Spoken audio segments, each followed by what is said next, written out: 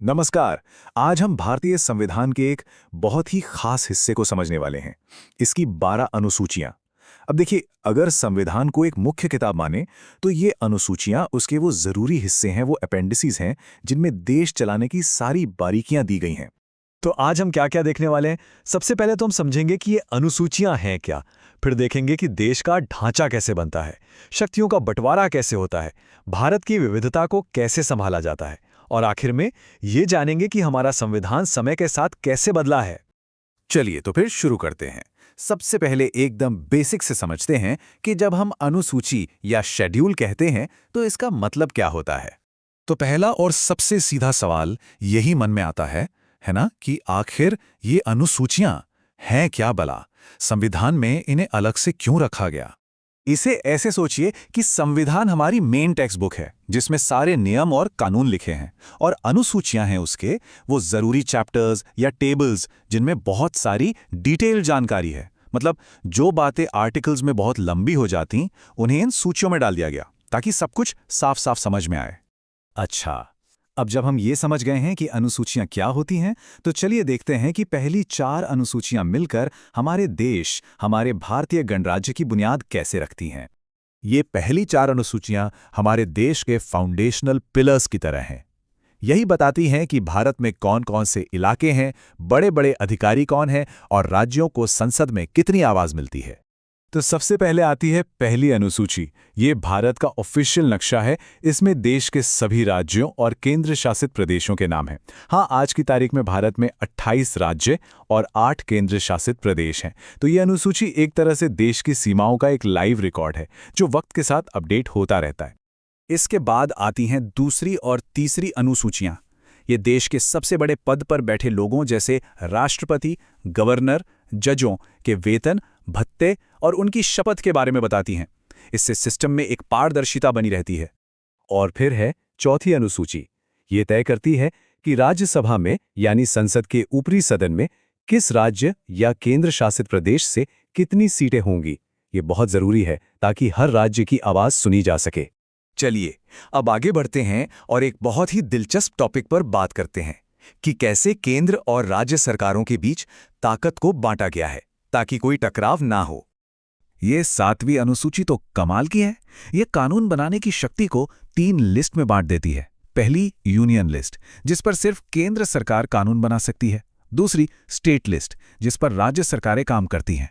और तीसरी concurrent list, जिस पर दोनों कानून बना सकते हैं। और देखिए, समय के साथ इन लिस्ट में सब्जेक्ट्स की संख्या भी बदली है। एक और बात, अगर देशहित का मामला हो तो केंद्र राज्य सूची के विषय पर भी कानून बना सकता है। लेकिन रुकिए, शक्ति का बंटवारा सिर्फ दिल्ली और राज्यों की राजधानियों तक ही नहीं है। हमारा संविधान शक्ति को जमीनी स्तर तक यानी गांव और शहर तक पहुंचाता है। ये जो 29 नंबर है, ये उन विषयों की संख्या है जो 11वीं अनुसूची के तहत पंचायतों को दिए गए हैं। मतलब गांव के विकास से जुड़े 29 मामलों पर पंचायतें खुद फैसले ले सकती हैं। और ये जो 18 नंबर है, ये उन कामों की लिस्ट है जो 12वीं अनुसूची के तहत नगरपालिकाओं यानी शहरी लोकल बॉडीज को दिए गए हैं। अब आते हैं एक ऐसे पहलू पर जो भारत को भारत बनाता है, हमारी विविधता। चलिए देखते हैं कि संविधान अनुसूचियों के जरिए हमारी सामाजिक, सांस्कृतिक और भाषाई विविधता की रक्षा कैसे करता है। यहां देखिए, संविधान की समझदारी कितनी गहरी है।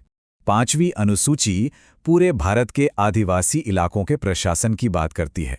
वहीं 6वीं अनुसूची खास तौर पे उत्तर पूर्व के 4 राज्यों असम, मेघालय, त्रिपुरा और मिजोरम के आदिवासी क्षेत्रों के लिए एक अलग और ज्यादा स्वायत्त प्रशासनिक ढांचा देती है।